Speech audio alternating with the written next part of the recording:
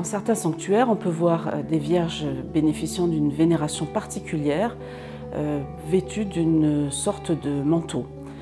À quoi correspond cet usage qui consiste à habiller certaines statues? Cette pratique remonte au Moyen Âge. On offrait aux statues vénérées des vêtements en ex-voto pour remercier et témoigner de la grâce obtenue. Une guérison, un sauvetage, la fin d'une épidémie ou la fin d'une sécheresse calamiteuse.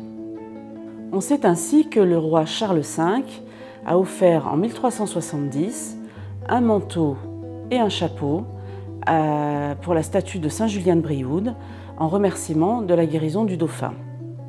La Vierge Noire du Puy bénéficia de nombreux dons également et son vestiaire est composé d'une trentaine de manteaux offerts en ex-voto et ce jusqu'à la Seconde Guerre mondiale avec le retour des prisonniers de guerre. Les tenues pouvaient aussi correspondre aux couleurs des différents temps de l'année liturgique. Noir pour la Semaine Sainte, blanc, rouge et or pour les fêtes, violet pour le carême. Certains vêtements possédaient même des pouvoirs de guérison. Ainsi, à Salers, dans le Cantal, on portait aux malades une robe qui avait servi à couvrir la statue de Notre-Dame de Lorette. On leur appliquait sur la tête pour obtenir le soulagement de leurs souffrances. En l'absence de médecine et de médicaments, les populations plaçaient beaucoup d'espoir dans ces pratiques. Dans le diocèse de Saint-Flour, plusieurs vierges sont encore habillées, comme Notre-Dame de l'Escure qui fait l'objet d'un pèlerinage depuis 1720.